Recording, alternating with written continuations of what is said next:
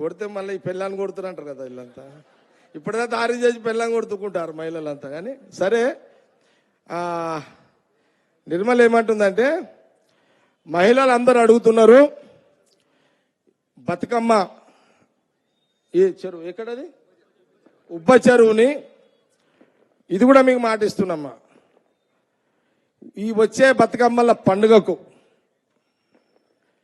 బ్రహ్మాండంగా, ఇప్పుడు పోయినాయన కూడా కొంత కట్టినట్టున్నాడు, దానికి డబల్ మంచిగా మెట్లు గిట్లు కట్టి మీకు బతుకమ్మలు ఆడుకునే వెడల్పు చేసి మీకు ఆ బతుకమ్మలు ఏడాదికి ఒకసారి ఆడపడుచులు అందరు పోయి బతుకమ్మలు ఎట్లా ఆడుకొని కొంత 4-5 గంటలు మీరు ఒక సంతోషాన్ని, ఒక ఆనందాన్ని మీ కుటుంబ సభ్యులతో, తల్లిదండ్రులతో, పిల్లలతో, భర్తలతో ఆ కొన్ని గంటల ప్రశాంతమైన జీవితాన్ని బతుకమ్మల పూజ సంబంధించిన ఆ ఉబ్బ చెరువు ఏర్పాట్లు కూడా తప్పకుండా ఆ ఏర్పాట్లు చేపిస్తాం. అదిగా ఓకేనా? రైట్. ఇంకేమన్నా చాలా కూసైగా వాకింగ్ ట్రాక్ అంటున్నది.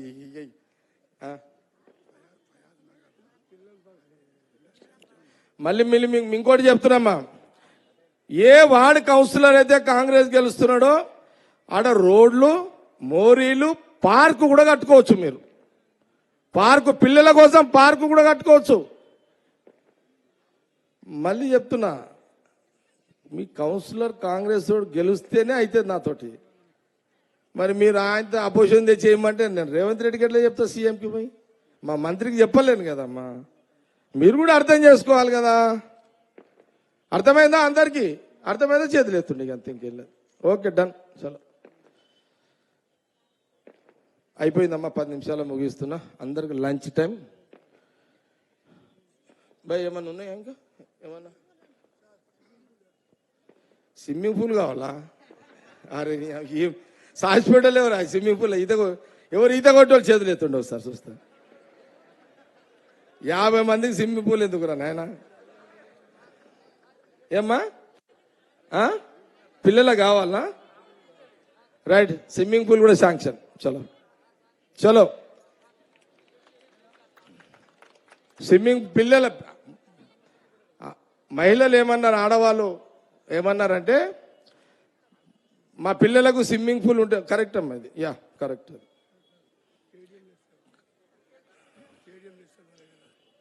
స్టేడియం లేదా? స్టేడియంకు ఆల్రెడీ నిజాంపూర్ రోడ్కి ఇస్తా, మీకు ఇస్తా, అది కూడా ఇప్పిస్తా. ఏం చీరు ఉన్నదా? డిజైన్లు ఉన్నదా? ఏం Krishna MRF president Krishna, stadium ground మీకు ఐబిఎన్గా చెప్పిన ఆల్రెడీ అధికారులకు, అది కూడా 2-3 నెలల వరకు చాలా స్పీడప్ చేసేస్తాం. మీకు చేస్తాం. కొన్ని ఎకరాల గ్రౌండ్కి పిల్లలకు ఆడుకోనికి, వాకింగ్కి, ఇక ఊరందరికీ అది పనికి వస్తుంది. నేను చేపిస్తా, అది కూడా చేపిస్తా. అన్నీ మర్చిపోతారా వాళ్ళు? ఎన్నని చెప్తాను వాళ్ళకు. ఇక కూర్చోండి మీరు. ఇక అన్న మెయిన్ మనుషులకు అవసరం ఏంది? ఇన్ను ఫస్ట్ బస్తీలకు రోడ్లు, మోరీలు, కమిటీ హాళ్ళు వగేరా వగేరా వగేరా. తర్వాత ఇండ్ల జాగాలు ఇంపార్టెంట్.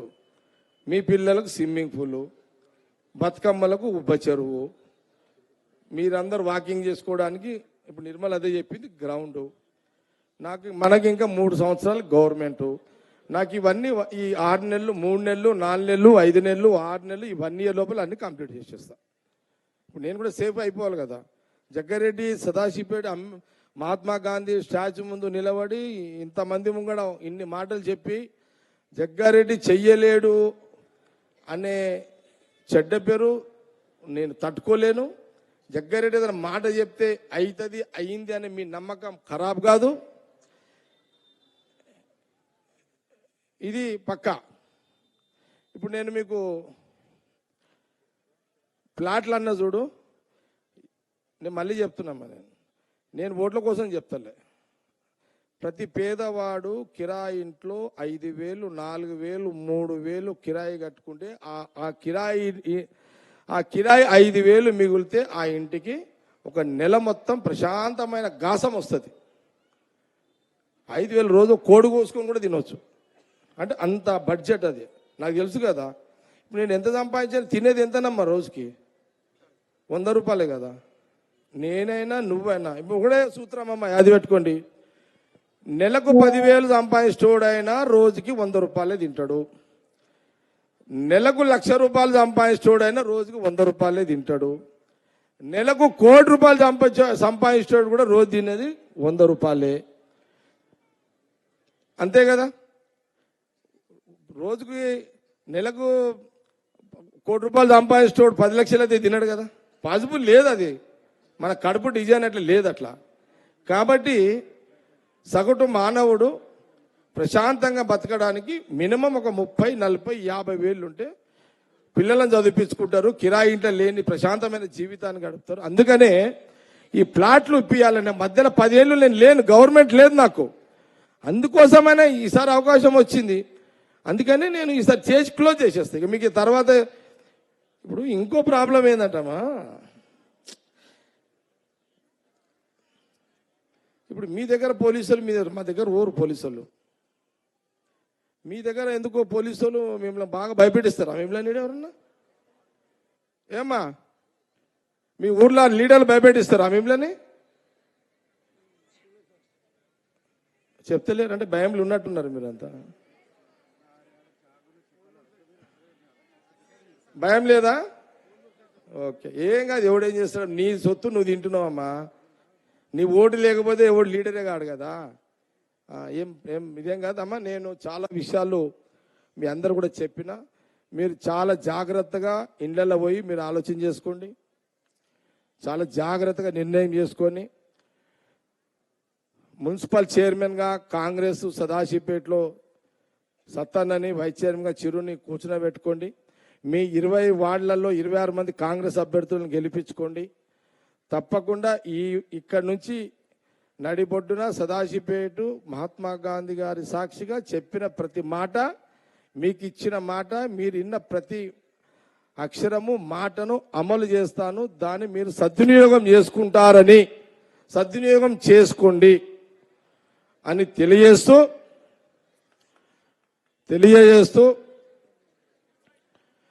నేను ఎప్పుడన్నా మీతో మాట్లాడాలనుకుంటే ఇట్లా మీటింగ్ పెడతా ఇప్పటి నుంచి. ఓకేనా మీ అందరికీగా? మీరు మున్సిపల్ చైర్మన్, వైస్ చైర్మన్, మీ కౌన్సిల్ గెలిపించుకున్నాక నేను మళ్ళీ ఇట్లనే మీతో మీటింగ్ పెడతా. ఇక అమ్మా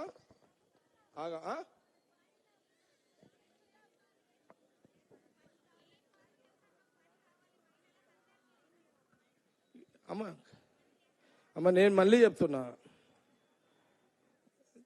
మీరు అడిగింది పాయింటే. మీకు పనులు కావాలి, నేను చేసి పెడతా.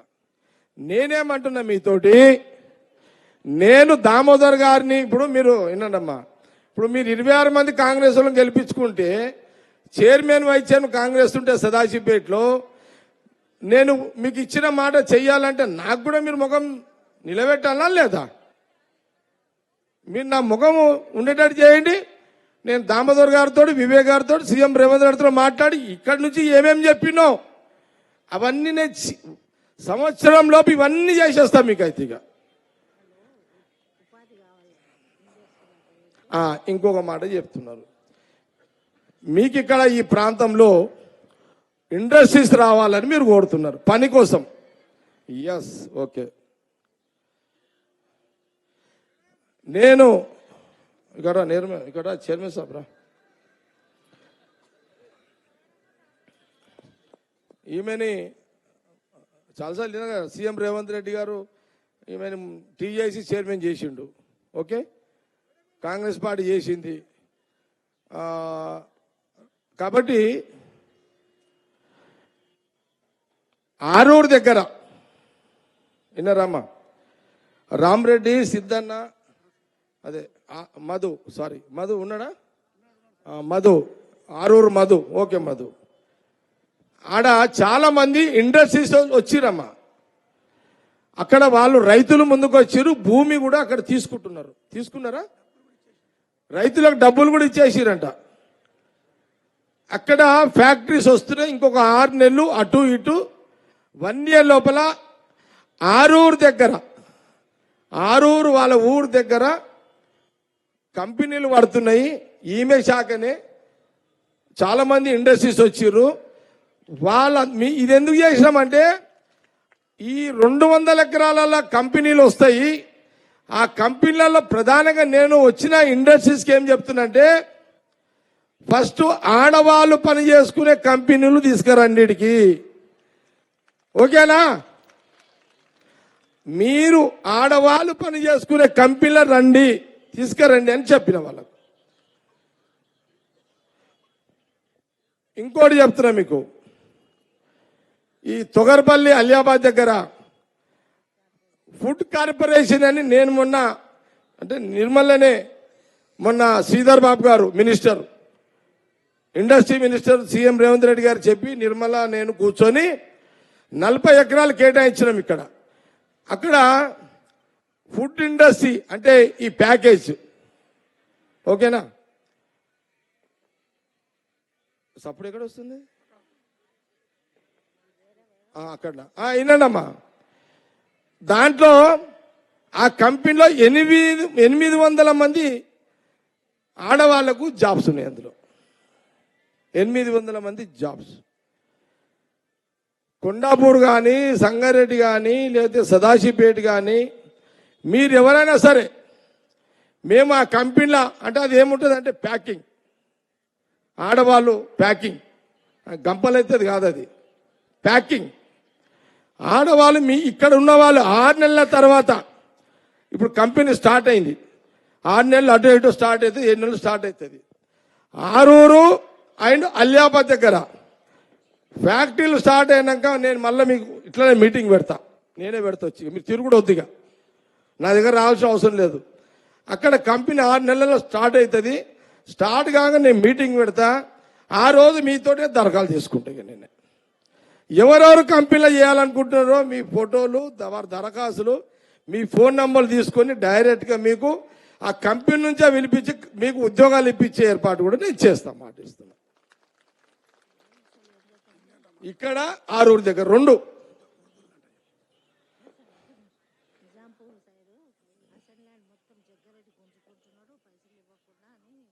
ఎవరన్నారు?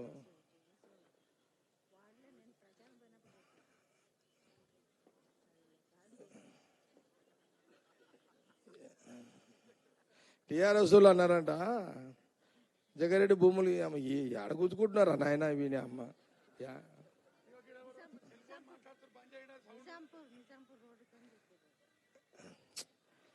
ఇక పాగల లెక్కలు మాట్లాడతారు. ఇప్పుడు నేను ఆడ జవాబు చెప్పాలి అవన్నిటికీ.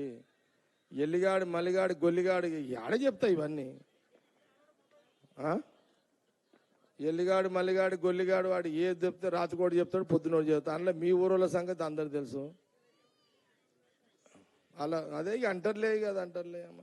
ఆయన మీ ఊరు లీడర్ మీకు తెలుసు, జగ్గారెడ్డి గురించి మీకు తెలుసు, అన్నీ తెలుసు కదా. చర్చనే వేస్ట్ లేదు, వదిలే.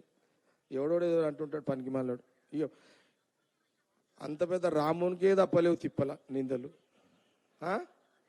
శ్రీరామచంద్రుడికే తప్పలేవు తిప్పల. మానవులు మనమెంత? అంత పెద్ద రామచంద్రుడికే నిందలేసిన కాలం ఆనాటిది. మనమెంత? మన లెక్కెంట? మనమెంత? టెన్షన్ వాడు కూర్చోగాను. చలో ఇక ప్రతి ఒక్కడు అన్నదానికి జవాబు చెప్పాలంటే అవుతుంది అన్నతోటిగా. అమ్మా आप लोगों को जितने भी आपके वार्डों में जो भी हमारे कांग्रेस के नेता काउंसलर वहां ठहरा हुआ है उनको आप जिता लो।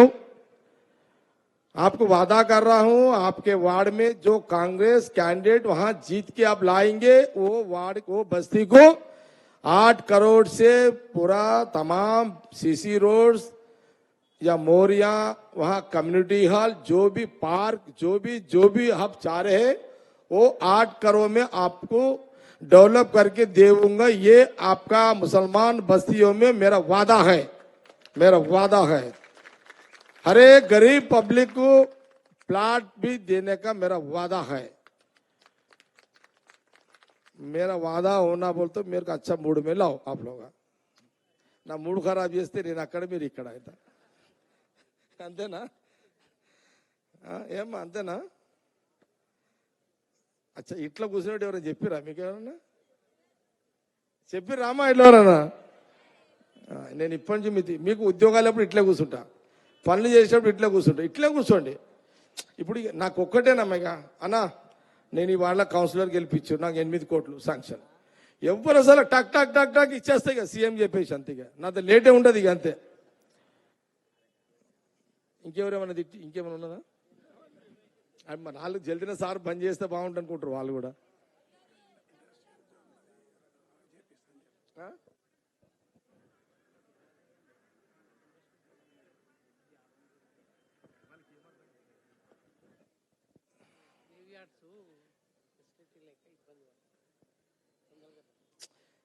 ఒకటి చెప్పాలి ఆంజనేయులు, ఈ మనుషులకు ఇది బీమారి అర్థం కాదు. బతికినోని తిండి ఎట్లా పెట్టాలో చూడరు కానీ బొందలగడ్డ గురించి చర్చిస్తారేమో, నాకు అర్థం కాదు. ఎప్పుడో చచ్చిపోయే బొందలగడ్డకు ఇప్పుడు ఎందుకు టెన్షన్? అది ఇప్పుడు అవసరమా? అది మనం ఎట్లా బతకాలి, ఎట్లా జీవించాలి, ఎట్లా బతికించాలి?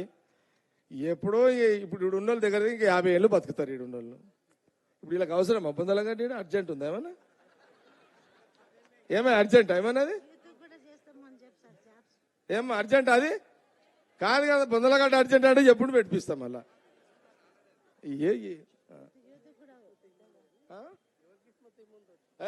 నా లెక్కలు ఇంకా 50 ఏళ్ళు బతుకుతారు ఈడున్నోళ్ళు. నేనైతే ఇంకా నా వయసు 60, నేను ఇంకా 40 ఏళ్ళు బతకాలని నేచర్ని మొక్కుతున్నా, దేవుళ్ళని మొక్కుతున్నా. ఈమె కూడా బతకాలి అప్పటిదాకా. స్కూల్సా? అదే కంపెనీల ఉద్యోగాలు.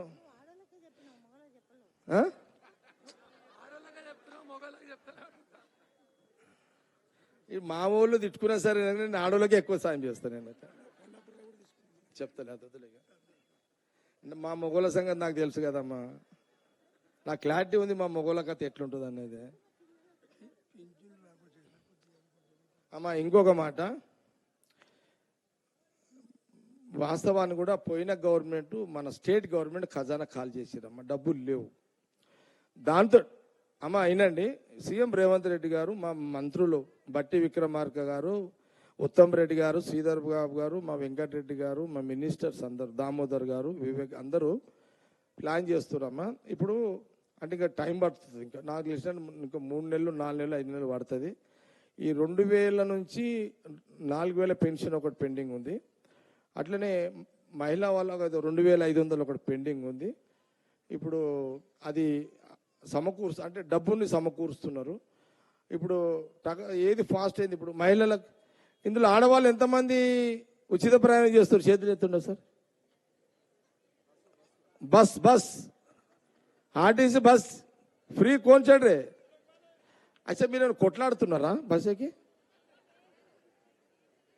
ఆ టీఆర్ఎస్ వాళ్ళు కేటీఆర్ అంటుండు మొన్న, మీరు ఉచిత బస్సు ఎందుకు పెట్టిరే? రేవంత్ రెడ్డి సీఎం అంటున్నాడు మొన్న, ఉచిత బస్సు ఎందుకు పెట్టిరా? ఆడోళ్ళు కొట్లాడుకుంటున్నారు. ఏమా కొట్లాడుతున్నారా? తీసేయమంటారా? తీసేయమంటే వాళ్ళు చేతులు ఎత్తుండు, ఉండు మంచి వాళ్ళు చేతులు ఎత్తుండు. పని ఏదన్నా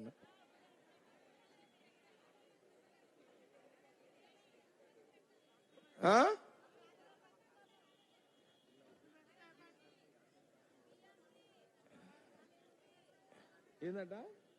ఏమంటుంది ఆమె? అంటుంది 200 కరెంట్ ఫ్రీ వస్తుందా లేదా?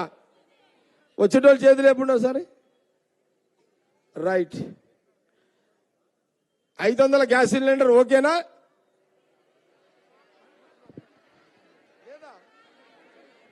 అకౌంట్లో పడతలేవా?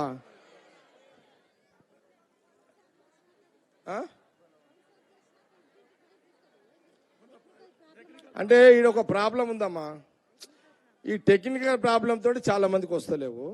అది మీకు తెలియదు, మాకు తెలియదు. కొంత తెలుసుకొని ఈ చైర్మన్ అయినాక మీరు చూడుండే ఫస్ట్ సతన్న,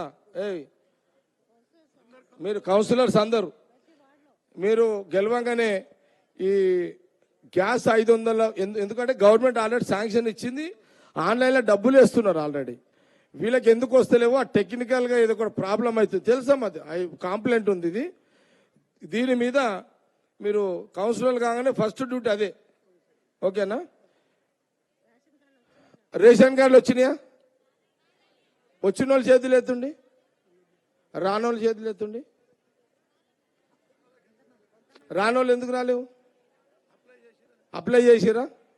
ఎందుకంటే అందరికి ఇమని చెప్పినాం కదా, ఉత్తమ్ కుమార్ రెడ్డి గారు అందరికి ఇమని చెప్పిండు.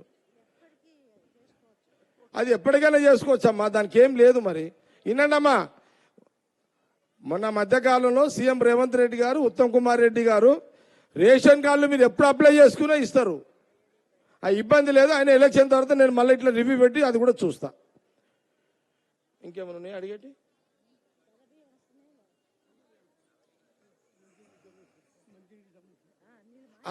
అచ్చా, మర్చిపోయినమ్మా, నేను ఇంకో అసలు మాట మర్చిపోయినా. మీకు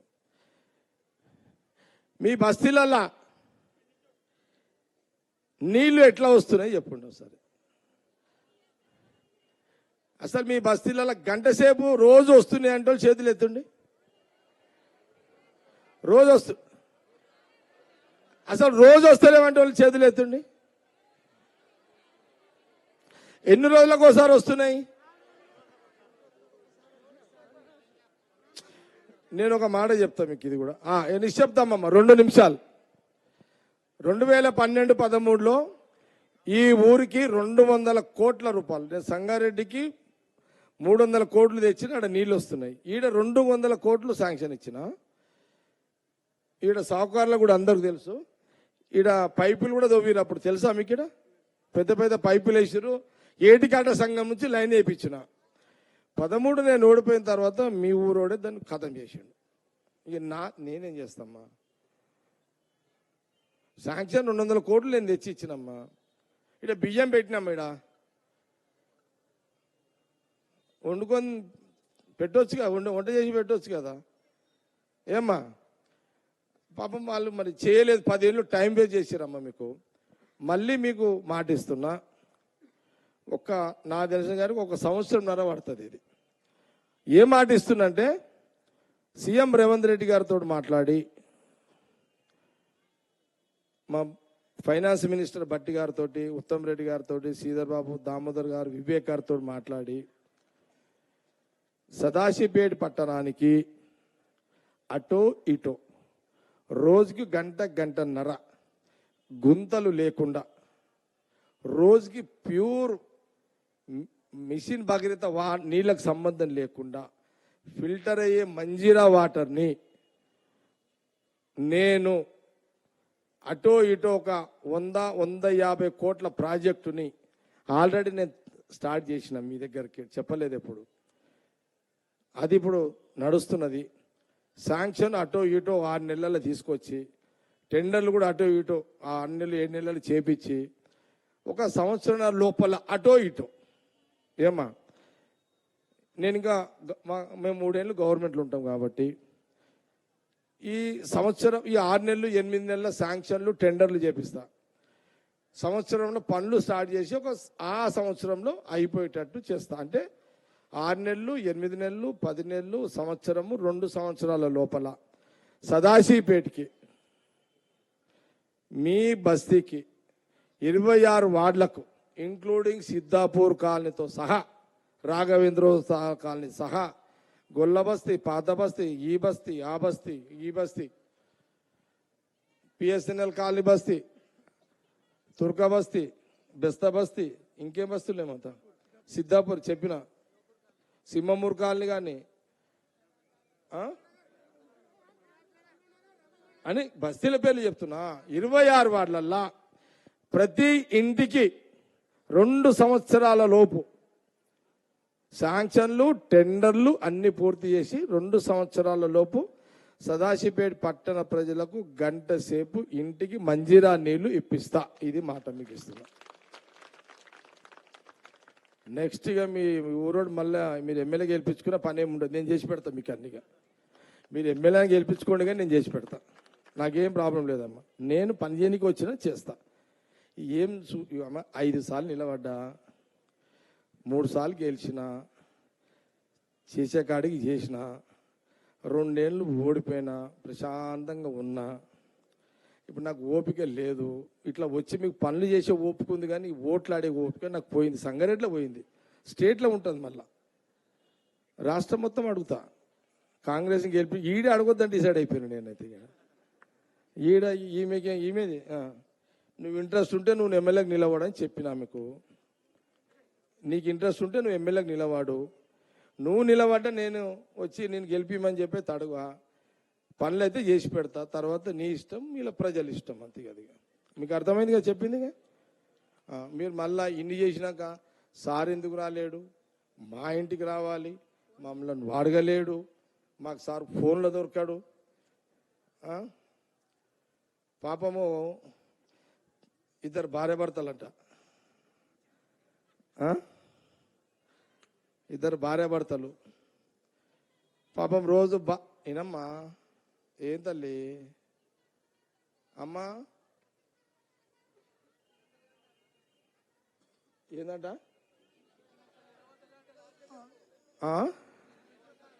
పెన్షన్, వితంతుల పెన్షన్ కూడా ఇంకా 3 నెలలు వస్తుంది అమ్మా. వితంతు పెన్షన్ కూడా వస్తుంది, 2-3 నెలలు అటు ఇటు వస్తుంది. వితంతు పెన్షన్ 3-4 నెలల్లో వస్తుంది. 4,000 మొదలైతే వితంతు పెన్షన్లు వస్తాయి. తర్వాత ఈ 4,000 ఎట్లా, 2,500 ఎట్లా, అది సీఎం రేవంత్ రెడ్డి గారు ఆలోచన చేస్తున్నారు. వెనక ముందు అవుతుంది అమ్మ. గాసం తక్కువ ఉన్నది, తినేటోళ్ళు ఎక్కువ అయ్యారు. ప్రాబ్లం అది అర్థమైందా తల్లి? కూసా ప్లీజ్. ఏదో చెప్తున్నాను. ఆల్మూలగా పంచాయతీ అంటే నా పరిస్థితి కూడా గట్లుంది ఇప్పుడు. పాపం రోజు భార్య, అంటే మీరు భార్యలు తల్లులు మీరే, పాపం పొద్దున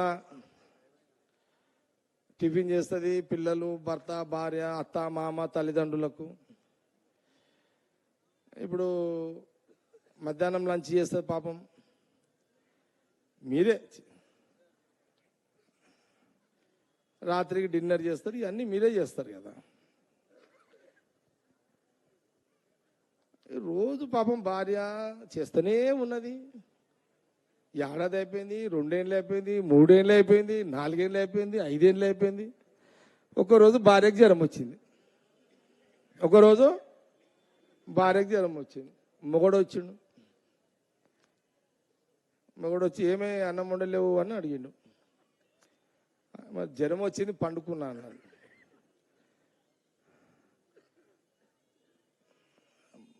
జ్వరం వచ్చింది అందుకే అన్నం చేయలేదు అన్నది. అంటే ఇప్పుడు బయట తినొస్తురా భర్తలంతా? ఇప్పుడు లేదు కదా. జనరల్గా చెప్తున్నా, అంటే తత్వాలు ఎట్లుంటాయని చెప్తున్నా. భర్త వచ్చిండు అంటే ఆ 5 ఏళ్ళు కష్టపడ్డ ఆ ఇంటి ఆడపడుచు ఒక్కరోజు జ్వరం వచ్చి పండుకుంటే 1 సెకండ్ కోసం, తర్వాత మళ్ళీ భర్త తీసుకుపోతాడు పెళ్ళాన్ని, అది వేరు సంగతిగా. ఆ 1 సెకండ్ ఆకలితోటి వస్తాడు కదా. మీకు ఎప్పుడైనా ఇట్లా జరిగినా? ఎప్పుడైనా కోపంలో మీ భర్త తిట్టినే ఉన్నాయి? అట్లా తిడతాడు కదా. నేను కూడా తిట్టినా మేడం, నేను తిట్టలేదా?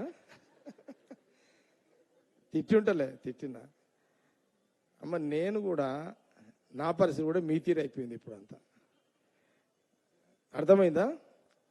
అంటే చూడు, 5 ఏళ్ళు అంటే మన బలహీనత ఏంటంటే, అరే 5 ఏళ్ళు పాపం నా భార్య, పిల్లలు, అత్తమామలు, తల్లిదండ్రులు చూసుకుందే, మా జ్వరం వచ్చినట్టుంది, వంట చేయలేకపోయిందేమో అని ఆ 1 సెకండు కొంత ఆవేశంలో తిడతాడు.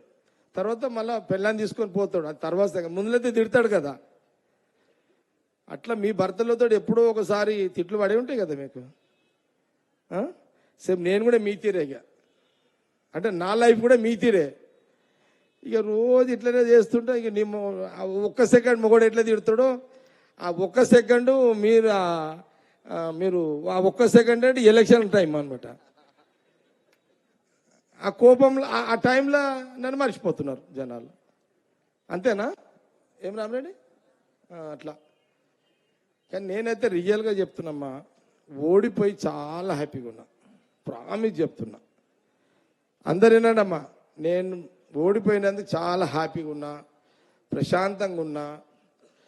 నేను ఇప్పుడు ఆలోచన ఏం చేస్తున్నా అంటే, నా ఇండేళ్ల సుదీర్ఘమైన నా రాజకీయ ప్రయాణంలో, నా వయసు 60 ఏళ్ళు, ఈ 60 ఏళ్లలో 45 ఏళ్ళు ఒక స్టూడెంట్స్ లీడర్గా, ఒక కౌన్సిలర్గా, ఒక చైర్మన్గా, 3 సార్లు ఎమ్మెల్యేగా, 2 సార్లు ఓటమి, ఈ సుదీర్ఘమైన ఒక రాజకీయ ప్రయాణంలో ఎప్పుడు కూడా నేను నా భార్య, నా కూతురు, కొడుకు అంటూ ఒకరు ఉన్నారు, వాళ్ళకి సేఫ్టీ చేయాలని ఏ రోజు కూడా ఆలోచన చేయలేదు.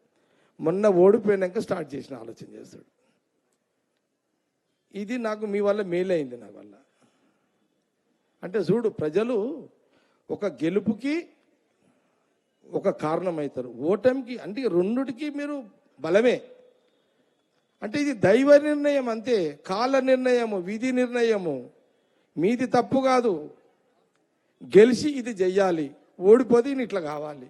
అంటే అంటే గెలుపులో అనేక పాలన ఉంటుంది, ఓటంలో అనేక అనుభవాలు ఉంటాయి. అందుకే ప్రతి మనిషి గెలవాలి, ఓడాలి, గెలవాలి, ఓడాలి. ఇదే మనిషి జీవితం. కష్టాలుంటే సుఖానికి విలువ ఉంటుంది. ఇది మనకు. కాబట్టి నేను మీ అందరికీ మళ్ళీ చెప్తున్నామా, మీరందరూ మంచిగా ఉండాలి, ఆరోగ్యంగా ఉండాలి, ప్రశాంతంగా ఉండాలి. ఈ భగవంతుడు మీ అందరిని చల్లగా చూడాలి, చల్లగా చూస్తున్నాడు, ఇంకా చూడాలి. నేను చెప్పిన ప్రతి మాట,